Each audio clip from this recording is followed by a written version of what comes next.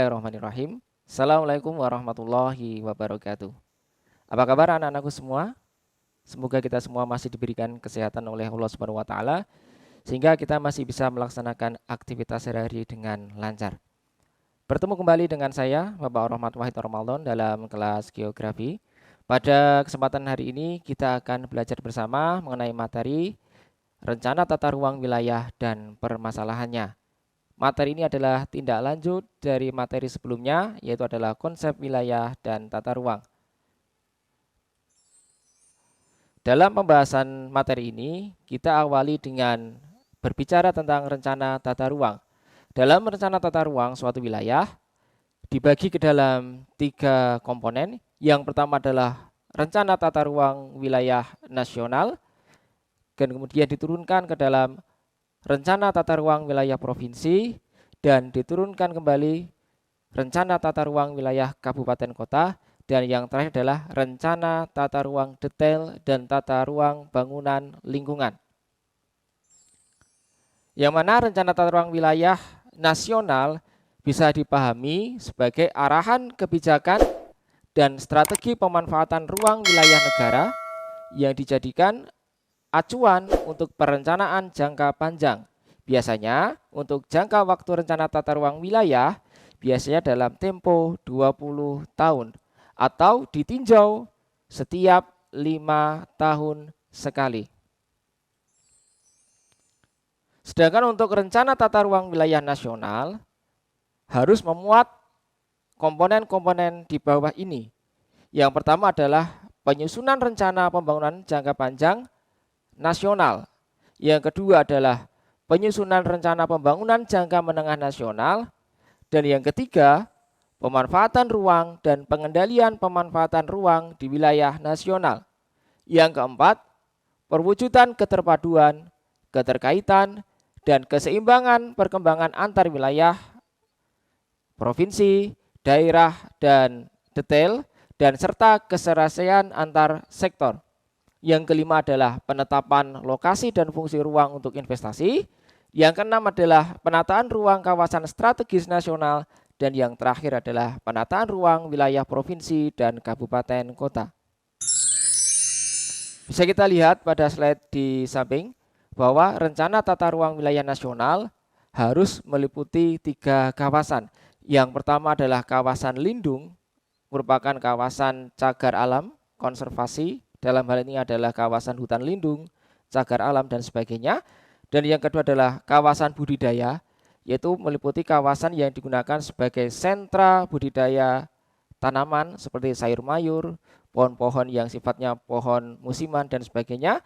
Dan yang ketiga adalah kawasan strategis nasional, kawasan yang digunakan sebagai pusat perdagangan, investasi, dan pemerintahan.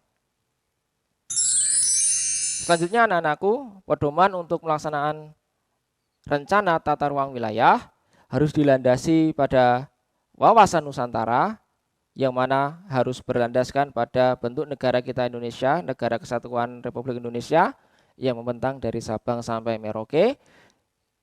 Yang kedua adalah perkembangan permasalahan regional dan global.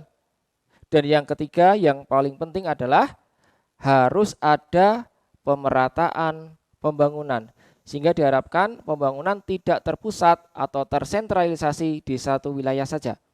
Dan dari pedoman tersebut diturunkan ke dalam aspek yang harus dipenuhi. Yang pertama adalah aspek keselarasan pembangunan dari masing-masing wilayah. Yang kedua adalah daya dukung dan daya tampung suatu wilayah berkaitan dengan komponen sumber daya manusia, komponen daya dukung wilayah ataupun daerah di suatu wilayah tertentu. Yang ketiga adalah rencana pembangunan jangka panjang, harus ada rencananya dalam 20 tahun ke depan. Yang keempat adalah rencana pembangunan kawasan strategis. Ada wilayah yang ditentukan atau diplot untuk menjadi kawasan strategis di suatu wilayah. Dan yang terakhir adalah rencana tata ruang provinsi dan kabupaten kota. Pada pelaksanaannya dalam rencana tata ruang wilayah masih banyak dijumpai pelanggaran tata ruang, yang mana pelanggaran ini bisa dilakukan oleh perseorangan ataupun lembaga, bahkan stakeholder yang ada di suatu wilayah. Pelanggaran tersebut adalah yang pertama adalah alih fungsi lahan. Ini adalah yang menjadi permasalahan utama atau yang mendominasi dalam rencana tata ruang wilayah. Alih fungsi lahan merupakan perubahan fungsi lahan yang asli atau perubahan fungsi seluruh suatu kawasan dari fungsi semula menjadi fungsi yang lain. Sebagai contoh ilustrasi di slide samping berikut ini, yang semula adalah lahan persawahan, lahan produktif, entah itu persawahan, perkebunan, dijadikan sebagai lahan permukiman untuk mengakomodasi pertumbuhan atau pertambahan jumlah penduduk yang ada di suatu wilayah. Sehingga perubahan ini tentunya sangat masif sekali dan ini merata di setiap wilayah.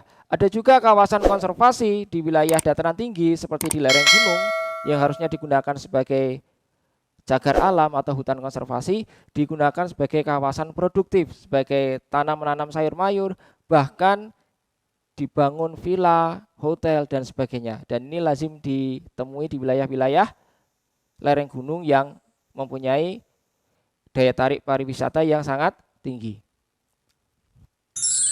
Yang selanjutnya adalah trickling down effect. Teori ini merupakan pola pembangunan yang diterapkan di wilayah miskin di negara berkembang dirasa tidak berhasil memecahkan masalah pengangguran, kemiskinan, dan pembagian pendapatan yang tidak merata. Bisa dilihat, negara kita, Indonesia adalah salah satu negara berkembang di kawasan Asia dan Asia Tenggara dengan jumlah penduduk yang sangat banyak atau padat, memiliki tingkat pendapatan yang tidak merata, bahkan masih jauh di bawah standar. Tapi bisa mengekspor bahan baku industri ke negara Jepang yang notabene merupakan negara maju. Dan pemerataan pendapatan di negara Jepang jauh lebih tinggi dibandingkan dengan Indonesia. Bisa kita lihat, Indonesia sebagai pemasok bahan baku, tetapi pendapatannya relatif rendah. Sedangkan untuk di negara Jepang sebagai penerima bahan baku dari Indonesia, tetapi rata-rata pendapatan penduduk Jepang lebih tinggi dari negara Indonesia. Yang ketiga adalah backwash effect. Backwash effect ini terjadi apabila wilayah yang ada di permukaan bumi mengalami pertumbuhan yang sangat pesat, sehingga akan memancing seperti manusia, modal, serta infrastruktur yang ada di wilayah tersebut di wilayah lain untuk tertarik masuk ke dalam pusat pertumbuhan ini. Bisa kita lihat sebagai Jakarta, sebagai backwash effect-nya adalah wilayah-wilayah yang ada di sekitar Jakarta seperti Bekasi, Bogor, Tangerang, Depok, dan sebagainya. Yang selanjutnya adalah polarization effect atau kutub, efek perkembangan kutub. Dalam teori ini berpendapat bahwa perkembangan suatu wilayah tidak terjadi bersamaan. Dalam teori ini, sistem polarisasi berkembang di suatu wilayah dan kemudian akan memberikan efek bagi wilayah lainnya. Sehingga dengan kata lain, pusat perkembangan di suatu wilayah akan mempengaruhi perkembangan wilayah yang ada di sekitarnya. Contoh sebagai perbanding adalah di wilayah Surakarta sebagai kutub pertumbuhan akan memancing atau akan membuat perkembangan di wilayah sekitarnya seperti di wilayah Solo Baru yang kita kenal sebagai pusat perdagangan dan bisa juga disebut sebagai kota satelit yang keberadaannya menopang dari pusat kota. Demikian anak-anakku pembahasan kaitannya dengan rencana tata ruang wilayah. Kami harap sedikit bisa dipahami tentang penjelasan tadi dan apabila ada pertanyaan ataupun segala macam kritik bisa langsung disampaikan dalam kolom komentar. Terima kasih, mohon maaf atas segala kesalahan. Saya akhiri, Assalamualaikum warahmatullahi wabarakatuh.